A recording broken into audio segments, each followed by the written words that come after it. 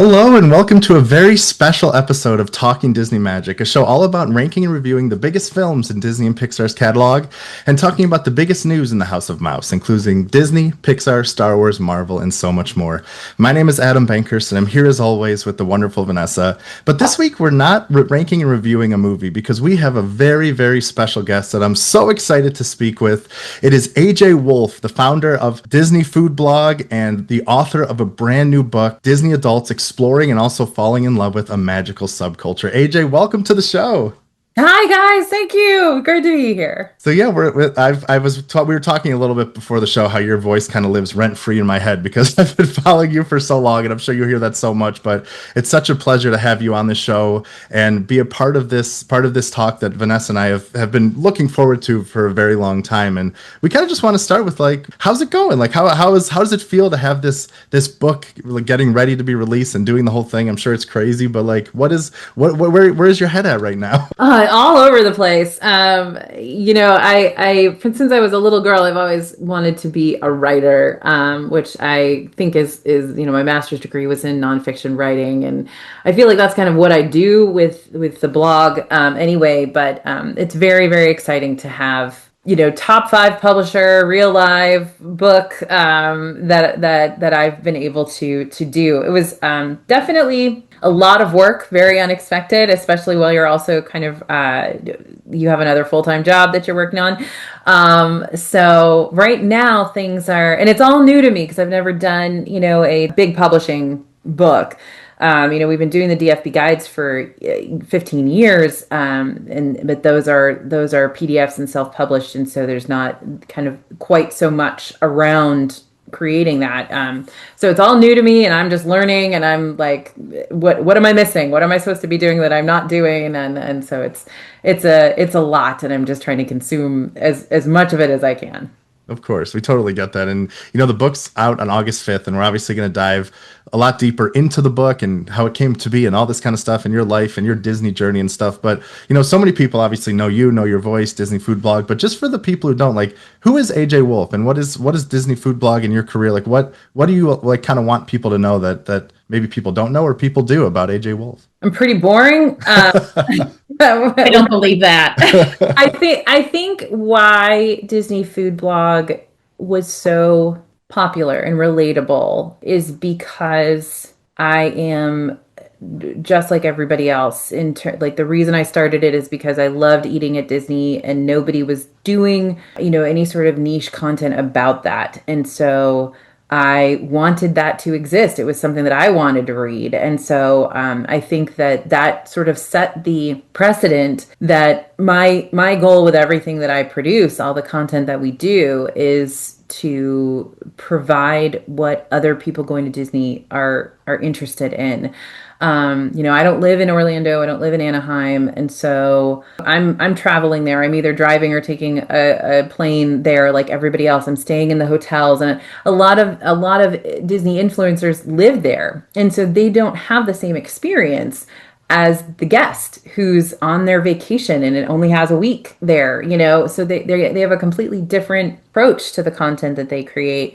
Whereas we don't live there. Like, we are going to be traveling in and making sure to prioritize and making sure to budget, and we only have this long to get all this done, and it's a completely different way to approach going to Disney than if you live there. And so I think that's always been our secret weapon, is that I'm just like everybody else and just trying to put out there what I would want to read. That's, I guess, what I would want people to know. I have a master's in nonfiction writing, and so have always wanted to write and always wanted to create. No, nobody's been called a creator until like the last 2 years, but like always wanted to write stuff that people would benefit from and find valuable. And so that's the key to everything that we do is how are we going to make sure that this is valuable for the reader?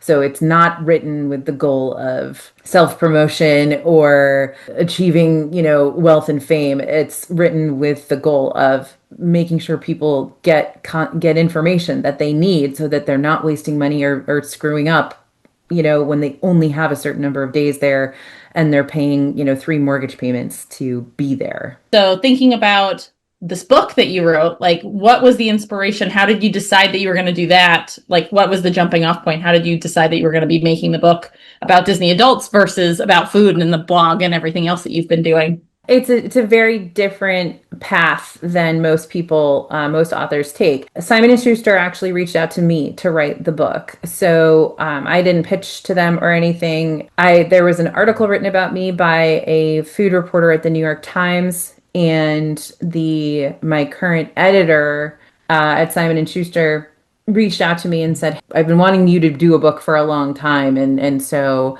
let's get together and talk about it." Now, my editor is a Disney adult. She lives in Orlando.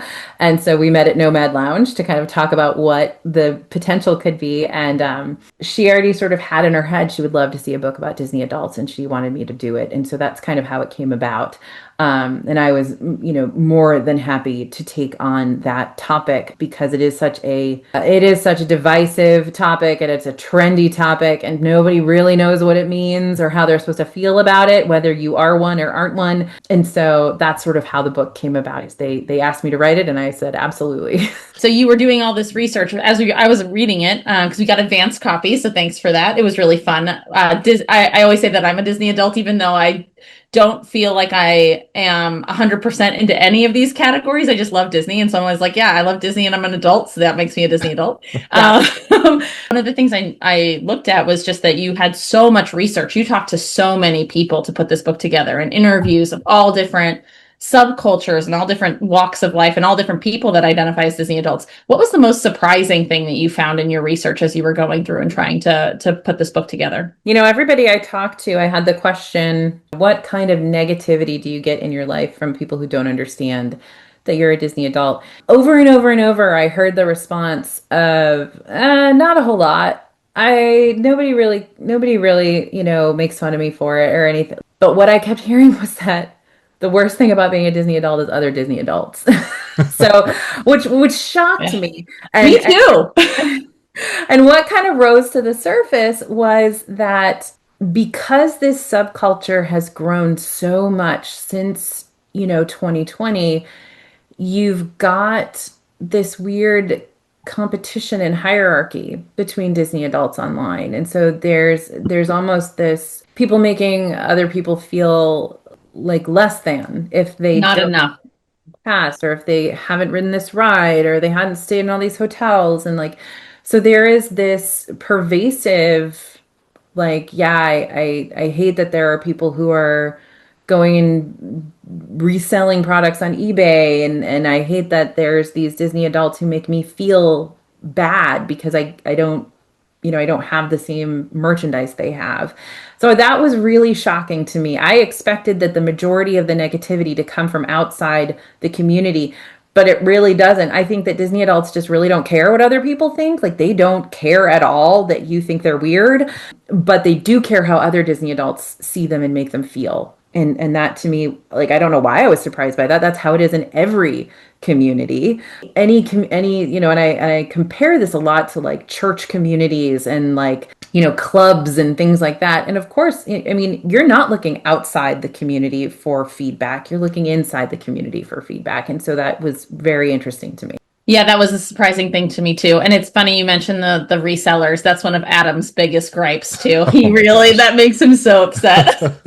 I know, he's mentioned that multiple times. I know, it's I understand. Obviously I feel like there should be a space for these people to collect and get what they want and stuff. It's just so frustrating, especially when, kids want something or kids love a property and they just can't get it. It's just oh my gosh, it hurts me inside. I know it's a difficult one because you do want people to have the opportunity to get that product if they can't get to Disney World. I understand that, right. But I have a visceral reaction when I see people walking out with just trash bags full of the same item, and I know that they're going to resell and profit from. So it's just there has to be a middle ground. Definitely. And I think there's a lot of other questions we kind of want to touch upon about Disney adults and things that we loved from your book. But I'm just also curious about during your research, and I know this is such a big question, but it's kind of one that we kind of want to ask. After writing this book and doing this, what exactly is a Disney adult in your estimation? What does that kind of mean to you, especially after doing all this research and coming through on the other side? Well, that's a big point that I kind of that's something I had to figure out before I even, sent Simon and Schuster my original here's what I think the book is going to be about. Like I had to figure that out. Interviewed a few, psychiatrists, psychologists, and I guess anthropologists who look at the concept of this community, and we narrowed it down to just it's people who choose Disney over other options, right? So someone who has a willingness and an affinity for Disney, that they will choose Disney over other things, and that they choose to make it a part of their life. Like that's the basic, as far as I'm concerned, that's the basic way to define a Disney adult, as someone who isn't like just going to go to the park one time because it's, the law, but who are going to choose to go again, or going to choose to, if they're going to go see a movie, they're going to go see a Disney movie. So that's they just make it, they willingly make it a part of their life. Yeah, and I guess to that, so you kind of came up with that idea before. Was that kind of confirmed through all your research and going through everything, or like was that? Yeah, it honestly was less important for me when it comes to actually writing the book. Like I don't really care what a Disney adult is. What I care more about is how we act, Yeah. like getting the definition nailed down was a prerequisite for doing, people who have never heard of a Disney adult are going to want to know what's a Disney adult. So we had to kind of nail Of course. down, here's how we're going to define it for the purpose of the book. But I knew what a Disney Yeah. adult was, and so I was like, I'm still going to do this research the same way that I would have. I'm not going to interview certain people Yeah. over other people because of the definition. Like I know who I need to talk to. Right, So, of course. And yeah. out of curiosity, as you're going through this, like, are there parts of the subculture that you feel like you identify with the most, or like which piece? So I guess which one do you identify with the most? And then which piece do you like have jealousy or like envy that you wish you could be more like? We were talking about how we wish we could be like the Bounders, right? Like with the I costumes wish I and the had that fashion. style. Come We on. wish we had that, right? But so like that, there's a little bit of like, oh, envious. Like I wish I could be like that. That's not who I am. But so what's your favorite? And then which one do you have envy around? So I am absolutely a parks girl. I am not a movies person. I am not a movies person. Totally okay. I have always been a parks and hotels person. That has been, that's how I sort of fell in love with Disney, was going to the parks with my family. And so I'm not a merchandise. I don't have any Disney merchandise really, for all intents and purposes. I don't buy it. That I have probably not seen the last 5 Disney movies that came out, and I don't tend to be a movie goer. But the parks I know everything about, so that's kind of where my niche. That's where I fit. In terms of being jealous, I don't really have any jealousies of other. I feel that's another thing I kind of figured out doing this book, is that I'm almost one of the queen Disney adults. Like I already have done all the stuff that I want to do, because I've been lucky enough to do that because it's my job, and so I have to do it. And so right now there isn't anything that I'm like, oh, I wish I could do that and I can't, or I wish I could be that and I can't. Luckily this is my job, and so anything I need to do, I can use that as an excuse. Well, I've got to go do that because I've got to go to Tokyo. So I don't right now. There isn't anything that I wish I could be, that I'm not already kind of doing. I could not be a bounder because I don't like people looking at me. Like I would much rather just fade into the background anywhere that I am. So I don't want to call attention to myself. I don't want any of that. I don't want to be a merchandise person because I don't want to fill my house with stuff that I don't need. So not that they don't need it. I get they need No. it. But yeah, I feel like, and I've been to all the parks and the hotels that I really really wanted to, on my bucket list, parks and hotels. So I feel I'm in a good place right now. I'm in a good place. You prioritize experiences, right? Which comes out in your food blog and everything else, right? You want the experience of going to the park and having the food and having all the things that are around you. We're experiences people too. I love that. Yes. There you go. Thanks, Vanessa. You've defined. You've defined me. Yeah, Vanessa and I talk a lot about how we're like very much about like the vibes people in the park. You know, we obviously love the attractions and the food and all the stuff. The simple fact of just being there. And I think you kind Yeah. of captured that so beautifully in your book about it's just the feeling. It's that feeling of coming home, quote unquote, or like the feelings that the smells and the sights and the things. It's just that's what really makes these things so special. And I think that's what I think you captured really well in the book. Thanks. Yeah, I do think that that's if you're going to evolve into a parks niched Disney adult, that is what you love and what you crave is I used to one of my bucket list things was to stay at like Boardwalk or Beach Club or Yacht Club and just go into Epcot for my daily walk, my exercise. I'm just gonna walk around the World Showcase as, my walk for the day and just listen to my audiobook, and it's like that concept of I'm so used to this that this is just like where I live. You Hmm. know what I mean? Like that kind of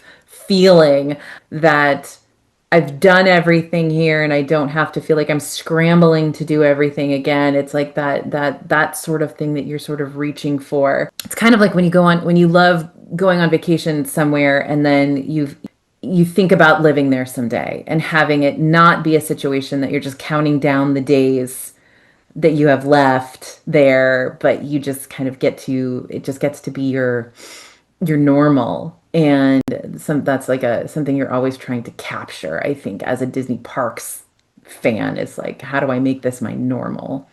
Right. Yeah, and that's that kind of I feel like you hit on that topic a little bit when you mentioned like sometimes even when you have 24 hours a trip for it's 24 hours for a big meeting, but the night before you got to get there early and go hit Haunted Mansion or you got to like do that part. And I'm like the same exact way because I've been working in the media for a few years now, and whenever there's like a media event, I'm always like, can I just go like the night before and just be able to just sit there and enjoy everything? I mean, that's what it's all about for me, and I love that. I was like, oh my God, yes, AJ, that's me too.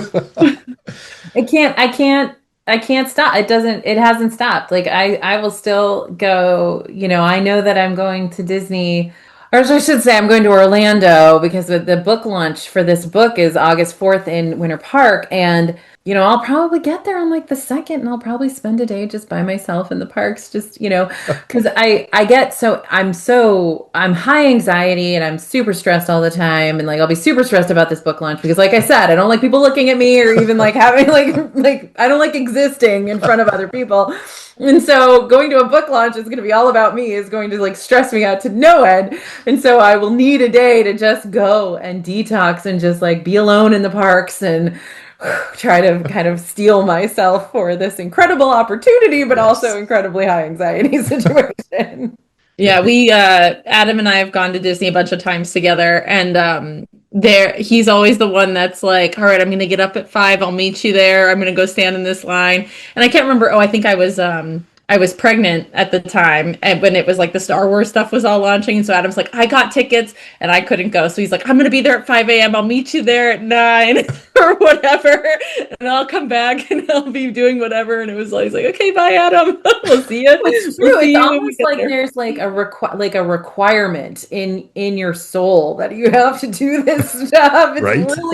really weird, and I haven't been able to really explain it. But I like to say to people when I go to like a flea market, I have to see every single stall. Like I cannot leave until I've seen it. It's like this weird OCD thing, and I feel like I'm that way about Disney, and which is why I'm so glad I was able to turn it into a career because otherwise we would be in a really bad situation. But like I have to do and see everything. Like I have to. Or else I just can't function, and that's just kind of again, that's how I am. If like my husband will say to me all the time, he's like, "Oh my gosh, no, you don't need to go into the park tonight." I'm like, "Yes, I do." You don't understand.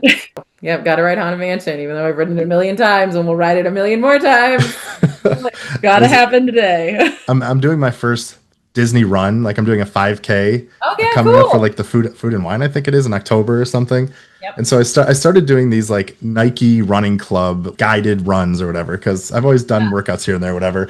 But there was this one run, this 20-minute run. It was something that like really stuck with me, and it was like we're finished with the run, and we hope to see you at the next time, and we encourage you to do this again because even if you go to the state like the same starting line and you listen to this again, you're not going to be the same person. Like you're going to be something different. So even though you're doing the same thing. And it's like for some people, yeah, it's like, why would you go to Disney World all this time and do these things? Like there's so many things that change. Maybe you have kids, maybe there was a big occasion, maybe there was something sad happened. Like there's always something else you bring with it, but it's bringing that thing with you to a place you love that I think really captures it so beautifully. And when I was like running, I was like, oh, that's such a great point. I love that. That's awesome. Yeah, and I think that's another thing that people don't get when they're like, "You're going to Disney again," and it's like, well, everybody probably has a place they've been to more than once, and they want to go back again. And I don't know why that's so difficult for people to understand why this is just our place. There's a lot of folks who grew up going to the same, I don't know, Beach. lake every summer or whatever. It's very common actually. And I think it's maybe just that it's Disney again, and this is in the book, it's a place for kids and people don't like that you're going to a place for kids. It's incredibly expensive. People don't like that you're spending that much money on this thing.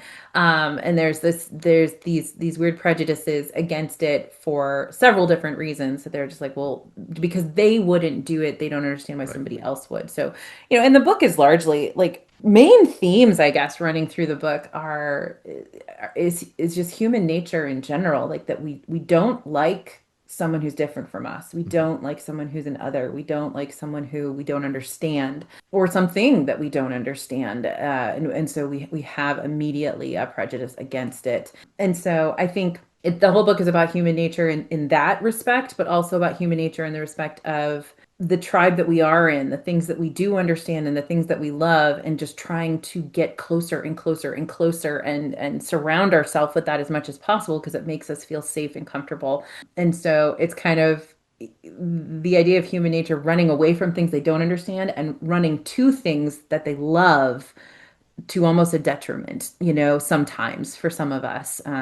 So it's very interesting seeing that it's those two parts of just how humans are. Yeah. And I think that's something, as a writer myself too, I've struggled with this a lot through the years, especially in the early days of, I'm sure you've had your plenty share of hate mail, like death threats, like there's just so many, like people just feel that they have so much power behind keyboards, or like even when they're just talking to friends or family or being able to do that. But this happened to me like, I don't know, maybe 5 or 6 years ago. And you mentioned it in the book. It was a quote that was like, literally, who cares? People are going to hate it no matter what. Just live your life. Then that helped me get more comfortable. So I'm kind of curious, like, did you kind of have a similar moment in your career with Disney Food Blog, or being able to write this book, to get out of your comfort zone? Because like you said, you don't like being in the spotlight or things like that. But I'm just curious from your perspective of someone who's done such incredible things in this community. Like, when did you kind of realize to, like, I don't know, maybe block out the noise, or be like, you know what? This is what I love, and I'm not ashamed of it. I don't care what people think, because they're going to hate it no matter what, but I'm going to live my life and it's going to be awesome. Well, I think I've always sort of grown up as a weirdo, like I've always, and that's, Self-proclaimed. Yep. I think that Why that's be normal, right? pretty pervasive in the Disney adult community, is that there are a lot of people who are on the fringes of society normally. They're not, some of us were the quarterback of the football team and the head of the cheerleading squad, but most of us weren't. And so it's just kind of, I've always sort of grown up that way. And I guess, my family has never made it a requirement To conform, I think, I is guess, probably yeah, what what, thinking, yeah. like popular. So, because my parents were both nerds too, and so I don't think it's ever been something that I worried about. And again, I always knew I had my tribe somewhere, and so that's it. It's never been a situation where I've had to be like, I don't care, like to actively say, well, okay, I'm not going to care what other people think, because I kind of just never have. And that's, I guess, a real blessing that I kind of grew up with that vibe. But I will also say there have been plenty of times in my life where I will say it's happening now in a lot of respects, where I will actively and probably unhealthily block out critique or criticism in a way that I probably shouldn't. I think it's very important to listen to critique and criticism in order to learn how you could be doing things better. But I will probably isolate myself from communities instead of try to enter communities and figure out how to fit in with them. Which I don't think is healthy. I think that's probably, and again, that's something that I have to work on. like I feel like I don't fit in with the PTA moms in my kids' school. And so I just don't go to the PTA meetings, which, not healthy. Probably should go and figure out how to feel more comfortable with myself in those situations. But instead, I just sort of shy away from it and just don't do it. I don't know if Well, that answers your question or not. But it's, No, it it's does definitely. I very, think the best things about us are also the worst things about us, right? Like the things that maybe. we like lean into and you're like, I can block out the noise, which then allows you to like be yourself in this authentic way in this community, also then leads you to like do it a little bit too much, right? And there's always that Yeah. spectrum. It's about how do you find the happy medium, and there's no shoulds in life, right? It's about what brings you joy, what spaces do you want to be in, and how do you bring joy to other people in the ways that's productive and helpful. And I think that you do that with your content and with how you do lean in. And I think it's incredibly brave to do the book when it's not your strong suit, right? It's not your happy place, not your comfort zone. And you're pushing that in order to do this book in a way that is beyond what you normally did. And it's incredibly brave, right? So I Well, think and you're that's selling the yourself thing. short. I'm always a big fan of putting myself in uncomfortable situations, that I can handle. I know one of my first Disney media events, I left in tears because I just felt like nobody wanted to talk to me, and it was just really hard. But at the same time, I think it's also extremely important to put yourself into situations that you find uncomfortable so that you learn that you can do hard things. And so, and I am not here saying, oh, Disney media events are hard things. Not saying that, although they are, because you have to cover them, and I think my team covers them more than anybody else I've ever seen. But I will say that it is good to go to the PTA meeting once in a while and figure out how you can survive there in it, even if Mhm. it's unbelievably uncomfortable for you, as an example. Yeah. So that's always my thing, is like, okay, figure out how to put yourself in those situations that are healthy for you and positive for you, and learn those skills to do that. So I'm always happy to be given a challenge and say, okay, go figure this out. Yeah, that's always one of my biggest things is just like just take that first step because you never know where it's kind of gonna take you. Like it might not be the place you thought you were gonna go, but it could be something kind of even better. And I think that's like what I really try to tell people a lot too and do things. And like, I've had the same experience with you at Disney Media events where I'm like, I don't belong here. Like this is nothing, like I don't feel in my place. This doesn't feel right. But then like a few days later, I'll hear from either Disney or somebody else that like, oh, we loved your work and we wanted to do this and do this. So like, even if maybe the goal you thought that you were like you didn't fit in with the crowd or you didn't do it, just by putting yourself out there, I think is such a big thing, and that's why it's just so inspiring to see you kind of make this happen and do this. When I think a lot of people think that everyone in the media and do stuff is like fearless and can do everything, but we're all kind of scared. We're kind of like we don't know what we're doing, but you just kind of figure it out as you go, and that's kind of the fun of it, I think.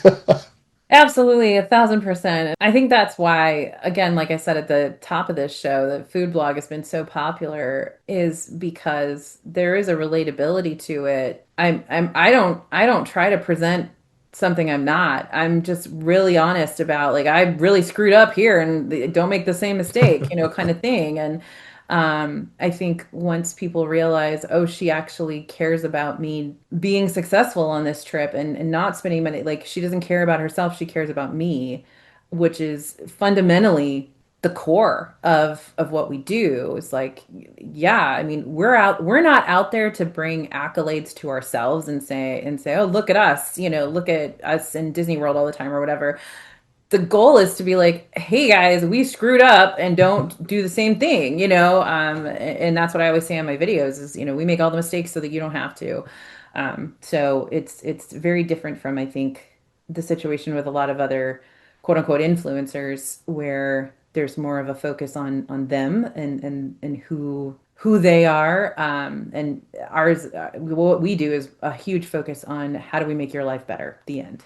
I think there's always the hazy boundaries too around like with influencers, like who's paying who and are you like It's forced to say very nice things? confusing. I Very know. confusing. We mentioned that on our show recently because we had Adam went to an event and we had a write-in question about like how does this work? Does Disney pay for everything? Do you have to say nice things? Like, and we had this whole question and conversation around it. Like, yeah, they do, and I can still say whatever I want to and need to because I want to build trust. And I'm going to be authentically myself, right? So. Yeah. And there's a huge chunk of that in the book. Like, a big chunk of chapter 7 is how does this all work? If you're an influencer, or who does Disney bring to these events? Because I know that that's a big question mark in the community, is how does that all work? How do you get to do that or not do that? And it's honestly, that's such a moving target right now across the board when it comes to influencers anywhere in the world. And, not just Disney influencers, but like food influencers, travel influencers, whatever. And that's something that I'm really grateful that from the very beginning, we always paid for all our own stuff. Like, we never asked for anything for free. We never took anything for free. Because I think it's quintessential that our audience, who is who we work for and who pays us, to know that we're working for them, that we're going to tell them what we genuinely, honestly think, and that there's no third party in the mix getting us to say a certain thing. Because I watch these influencers, I have no idea if I can trust them. Like, what did they get for free? How much are they being paid? And in the book, I use the example of, back in the 80s, like Cindy Crawford, Pepsi paid Cindy Crawford to go on a commercial on TV and say Pepsi was great. We all knew who was getting paid in there. We all knew the situation. And even, if we really like Cindy Crawford and she says Pepsi's good, okay, cool. That's your choice. But the economics. Whereas influencers, you don't know anything, and you don't know who they're working for, and you don't know who's important to them. And a lot of times they don't know either. And the people paying don't know. Like, it's very confusing, and it's going to be an evolving situation, because right now it's not regulated.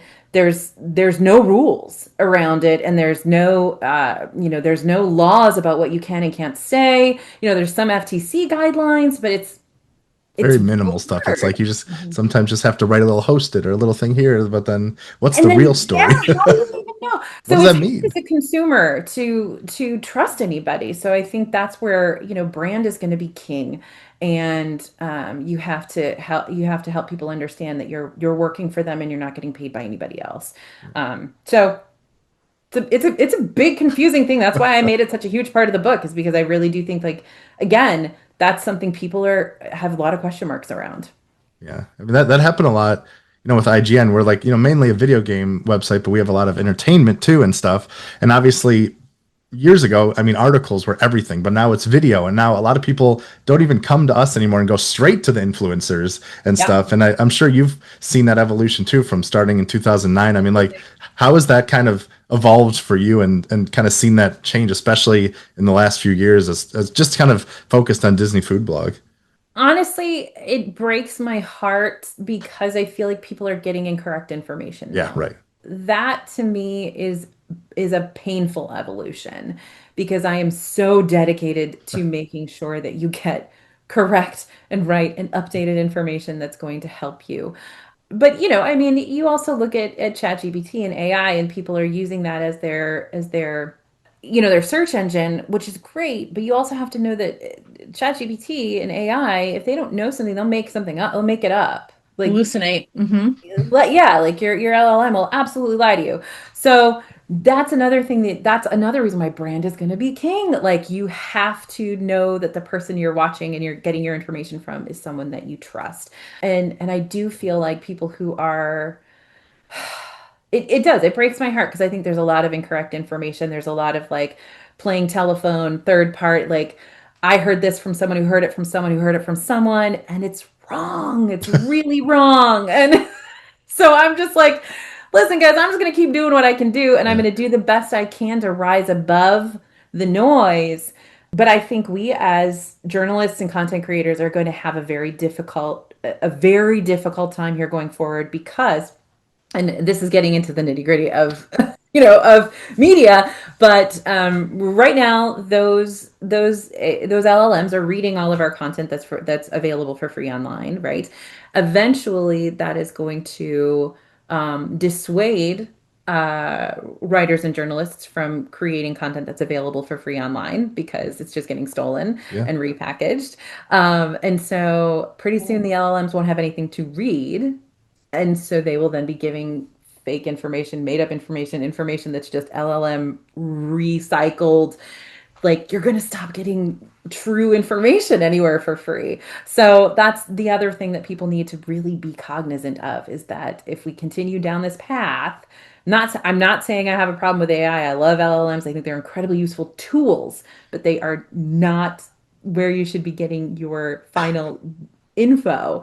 Right. So anyway, I just think that it's as always in media, it's going to be an interesting journey, and we are going to like things will happen over the next 5 years that no one would have ever anticipated would happen. So it's going to be exciting, but it breaks my heart. I'm just like, oh my gosh, guys, Yeah. you've got to find the influencers or the creators that are actually giving you true information because you're basing a bunch of your decisions on just absolute lies. But it's so easy. All you have to do is just type something and find it. It's so easy. All about the That's the prompt, problem. you know.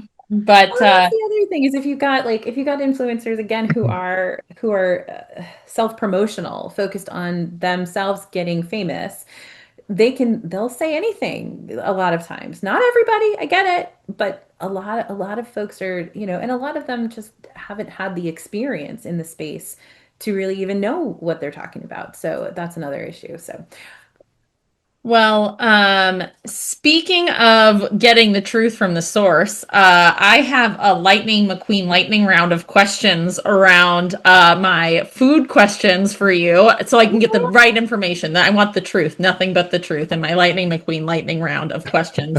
Uh, that's so, funny. speaking of truth, I got some questions, and I want to know the real answers from AJ Wolfe. So, Okay. number one, what's the best park to go to for food?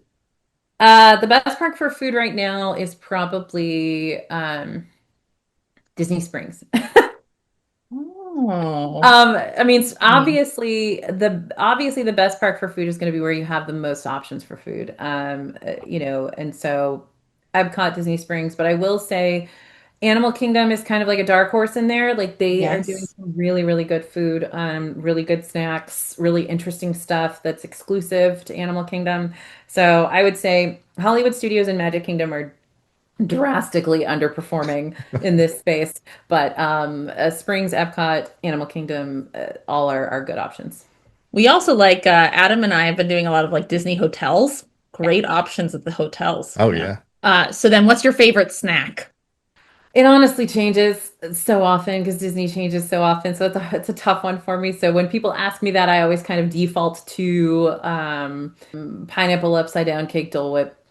Oh, it's so Just good. go with Yum. that because I love it. I love it every time. But that, I could also say a carrot cake cookie. I could say, all the stuff that I've loved forever. Back in the day, like 2011, we had a fireworks party at Epcot, and I actually asked the event people we were working with if they could make us, they have their set menus that they make. And I'm like, well, can you bring me all my favorite snacks from all over the parks? And they were like, okay. And so that's what they ended up doing. And so some of the stuff that was there was like carrot cake cookie, school bread, all of my classic favorites. What's your favorite meal? I do when I'm alone in the parks, I do like to go to Le Cellier. I like to have a good ribeye Yes. there. Mhm. Um, Just had that like a couple weeks ago, and it was Oh, so good. so good. A little So bit of poutine on good. the side. Come on. I do I am a big fan of Le Cellier. Great. I also, I there's also like I'm a big fan of Disney chicken tenders. I do Disney chicken tenders at least once when I'm there. So it runs the gamut, but if I could only have one meal ever again, I would probably go to Le Cellier. Oh yeah, that's a good one. So then what's your favorite quick service restaurant? My favorite quick service, probably going to go to the hotels. I do tend to, and I'm just going off of what I do when I'm there alone. Yeah. You don't have to cover anything. Is like I'll always go get the Gasparilla Island Grill mac and cheese. That's one of my favorites. And again, this has nothing to do with what's actually DFB This TM. is just you. Yeah, your thing. Yeah, yeah. But you want to, I yeah. do tend to go and get that. Trying to think if there's anywhere in the parks. I don't know. I'll think about it. I'll get back to you. We've been pleasantly surprised at them recently. Like we went to Pecos Bill and Magic Kingdom and it was really good. Like I was pleasantly surprised with some of the quick service things we and Magic and Animal Kingdom too, you're right, as a dark horse. The food there was amazing. It is, and I think if I was speaking for the blog, I would probably say, Columbia Harbor House, the Thule Canteen, like there are some go-to counter service locations that we always recommend, but they're not necessarily where I go every time. Yeah. And then if you had to do character dining, what's your favorite character dining experience? Oh, I always love Garden Grill. It always makes me very happy because it's such a small restaurant that you get to see those characters a whole lot. Also, I love living with the land, so I like anything associated with that. And I think that Storybook Dining at Artist Point is actually a really good character meal. I very much enjoy that you've got unique characters that you don't really get to see anywhere else. And I also really like their prime rib there. They do a really good prime rib with some giant Yorkshire puddings, which is great. So while I did feel a little bit rushed the last time I was there, the food was still solid. And again, you get unique characters that you're not going to meet anywhere else. All right, and last one, your overall restaurant. What's the one that you would choose to go to? Again, probably Le Cellier, but like as soon as we get off this podcast, I'll probably be like, oh, I wish I'd said this. I mean, it really does change depending on your mood and what you haven't had for a while. So I think it really does change. And of course, I have so much fun the opportunities when I get like a lot of people would be like, well, what about like Victoria and Albert's and the Victoria and Albert's chef's table, I think is super fun. It's a super fun Yeah. experience because you get to be back there with these young sous chefs who are just in their element. Like they're so excited to talk to you about this food and what they're doing with this octopus and stuff. And it's like it's really fun because you can feel that energy. And that's what I love about that restaurant. It's not necessary. I'm not a fancy food person really.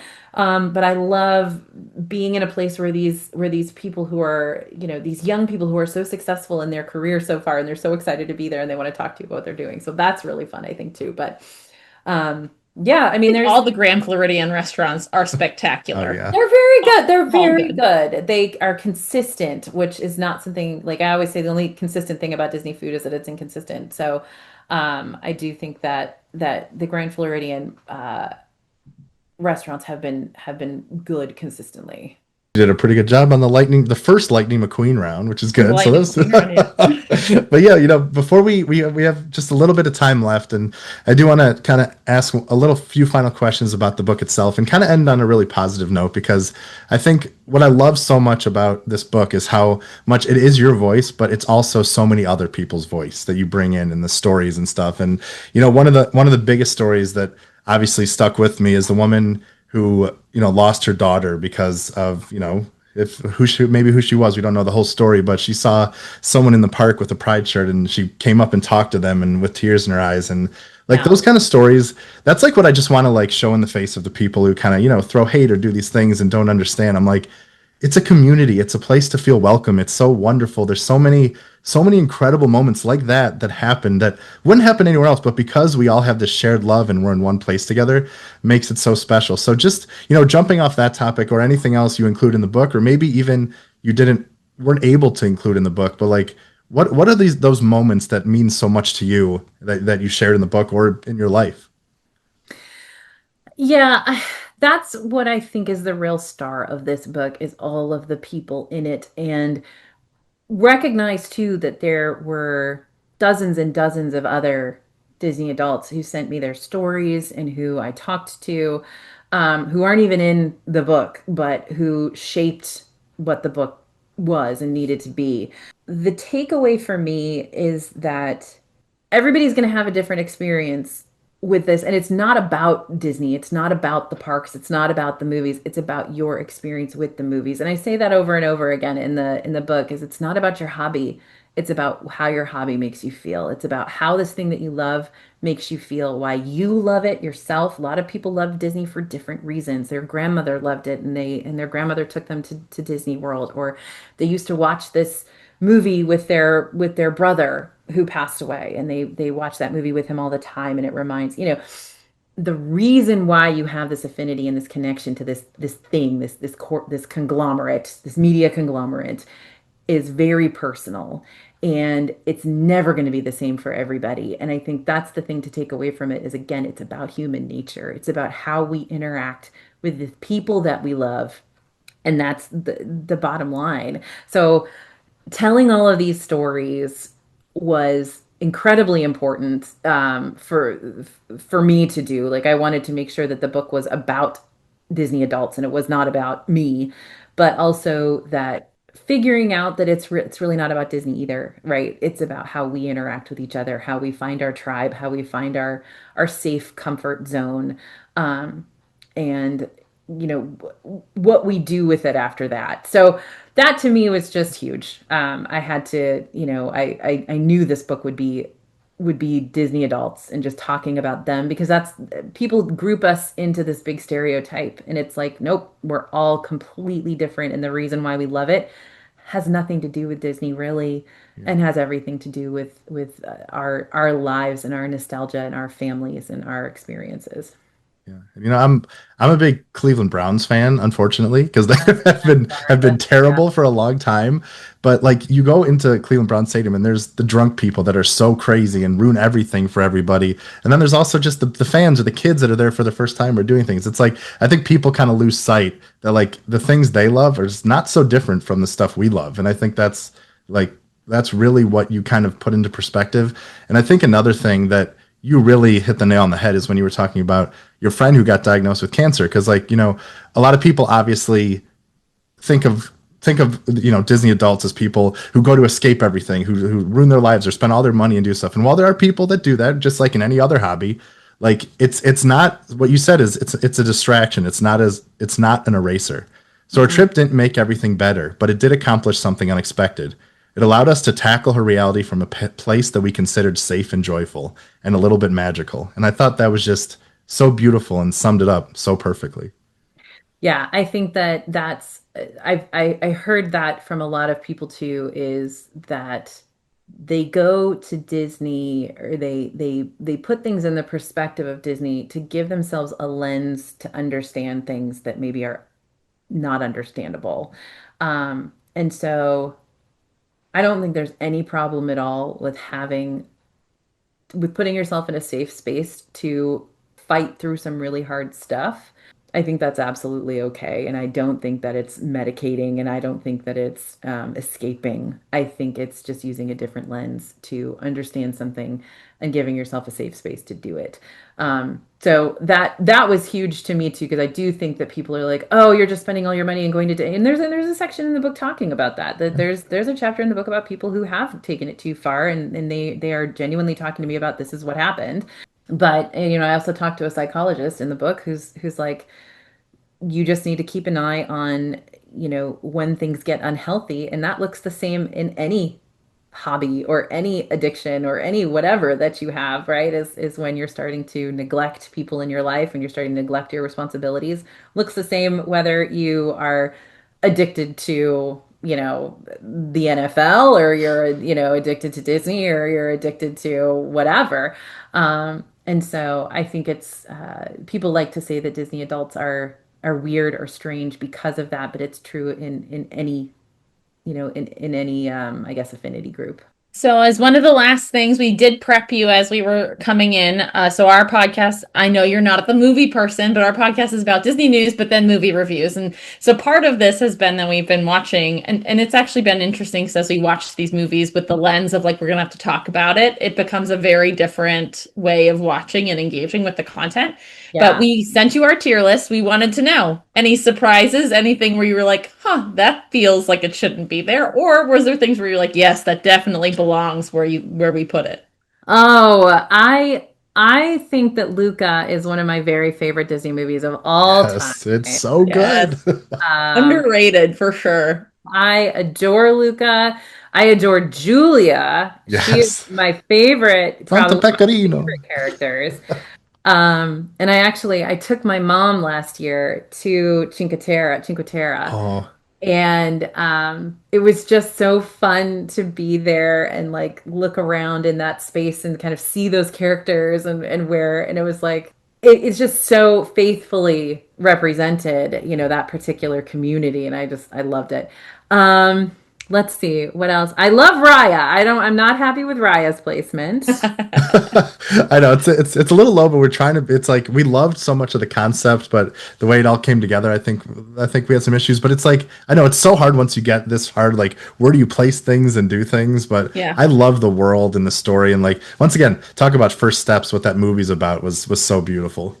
Well, and B is for belonging. That's our new label for that category. All about belonging. B is Movies for that- belonging. Oh, that's so funny. Let me see. What else? What else? Let's go down lower. I think it's kind of rude to put Three Caballeros there, but I honestly haven't seen it, so I don't know. We were very surprised by that because we love Saludos Amigos that came out, Yeah. before it. But like the Three Caballeros was just like, Real bad. yeah, there was just so many like weird choices and kind of offensive things and things happening where we're like, whoa, this is not what I expected. Donald Duck was just this like lust machine. It was very weird. I think a lot of people today just sort of assume that if it's an old movie, it must be like nostalgic or somehow good. And it's like, no, that's not true. Just Right. because it's an old movie doesn't mean that they were doing good stuff with Yes. it, you know? There's some scenes in Dumbo where we were like, what is happening right now? Horrible. We talk a lot about how a lot of these old movies, they have things that transcend the movie and become Yeah. such a part of our cultural like zeitgeist, and like Dumbo and Pinocchio and all these things. And then you watch them and you're like, wow, there's horrible things in here. Choices Amazing, made. but horrible. And that's funny because I do have a section in the book that sort of talks about, I mean, it's a little harsh, but it says literally like, well, it's been dead for 60 years. Like, I get that we all think that, that it's, I shouldn't say we all think, I should say it is, I guess, sort of assumed that you would think that everything Walt did was good and was, and when I say good, I mean good in like moral, and appropriate. And it's like the thing that people don't understand is that that was a very different time. Like Yes. it was a very different time culturally, a very different time in a lot of ways. And there are plenty of Disney fans who think that, whatever Walt would have wanted is what we should be doing. And it's like Walt lived in a different world, and there's a lot you don't know about Walt. And so I just think that we have to be very, very careful with how we judge and assume things should be now, and not 1000% base them on maybe what the cultural zeitgeist and mores were in 1950. So I think that's a very, like, I would love to write a whole book about that, of just like how, watching the Walt Disney Company change based on how our culture has changed. And a lot of like, I think there's a really interesting, I don't know if it's a direct quote from Josh D'Amaro in the book. I didn't put it in a direct quote. I've heard it from someone who heard it from someone who heard it from someone, but it's basically like, you need to use history as a guide, but you don't need to use it as a must. You know what I mean? Like you have to evolve. You have to change, or else you don't exist anymore. And that's what I keep trying to say in the book, is it's like, I know you guys hate that they're taking your favorite ride away, but your favorite ride isn't doing what it needs to do right now for the company. And in order for the company to continue to exist, it has to change, and we are changing. Yeah. And fans are changing, and we're looking for other things. And so I think that that's just a really important, like, people wouldn't expect that necessarily to be in the book, but I thought it was an important thing to talk about, because Disney adults get so mad about change. And it's like, y'all, if they don't change, they're gone. They're gone. They're dead. So anyway, I think that's interesting. With the same thing with movies, it's like why, people just assume that those movies are great and iconic, and they are, but they are of their time, and we have to remember that when we're watching them and judging them.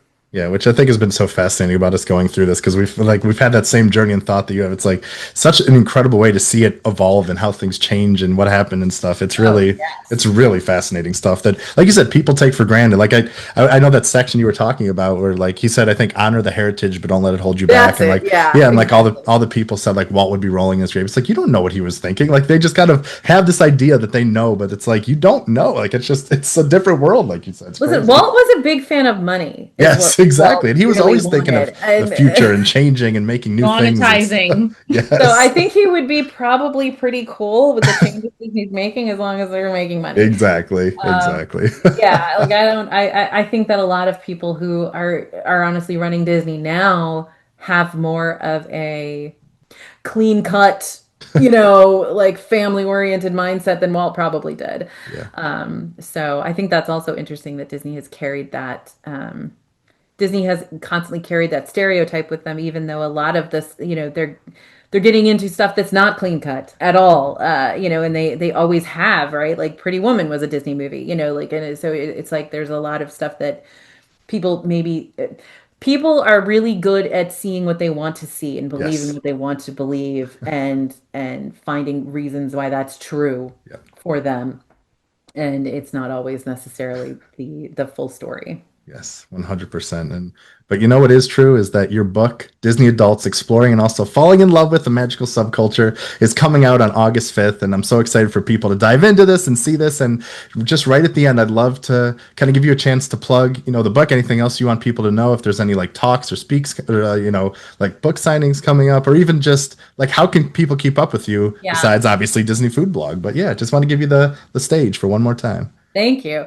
Yeah, I think there's a lot in progress. So there's a lot that hasn't been announced yet. So I would say definitely jump on Disney Food Blog Instagram, our newsletter. That's where kind of things are going to be announced. And so as we create, as we nail down those book signings and all of that stuff, there is going to be a book launch in Winter Park on August 4th if you're around. And I will be doing things that week in Orlando and also doing things the week of D23 in Orlando. So at the end of August. And there's going to be a bunch of other stuff kind of coming up that we just haven't nailed down yet. So stay tuned. Yes, wonderful. Awesome. Well, AJ, I can't thank you enough for sharing this time with us. It's been such a pleasure to chat with you and hear your story and just say thank you for everything you've done for me and everyone else in the Disney community. It's just really, really incredible. And I'm so glad to see this book coming out. And we just wish you nothing but the best. And just thank you for everything, man. Seriously. Thank you guys. I really appreciate that. And again, as you know, like I don't make it about me. It's my team. It's Of course. all of the work that everybody's doing just constantly to make sure that I and all the other Disney fans are getting the most up-to-date information. So I have an absolutely amazing team at Disney Food Blog and at All Ears, and they are just crack. They are so amazing. Really. So that's Seconded. it's all about them. Yeah, exactly. So thank you. I appreciate you letting me come on and talk about all this stuff. Of course. Well, thank you so much. Once again, I want to remind everyone that Talking Disney Magic goes live every Thursday at 6 a.m. Eastern Standard Time. And you can check the show notes below for timestamps for our current rankings of all our films, our upcoming schedule, an invite to our Discord, and anything else you need to know in the world of Talking Disney Magic. And next week, we're going to be ranking and reviewing Frozen, and then followed by Frozen 2. So it's a big one coming up. So we're excited about that and all this other stuff. So you know what? Once again, thank you so much, AJ, for joining us on this episode. Vanessa, thank you for being wonderful as always. And until next time, we hope you have a great day and a magical night, and we will see you for Frozen. Bye, everybody. Bye.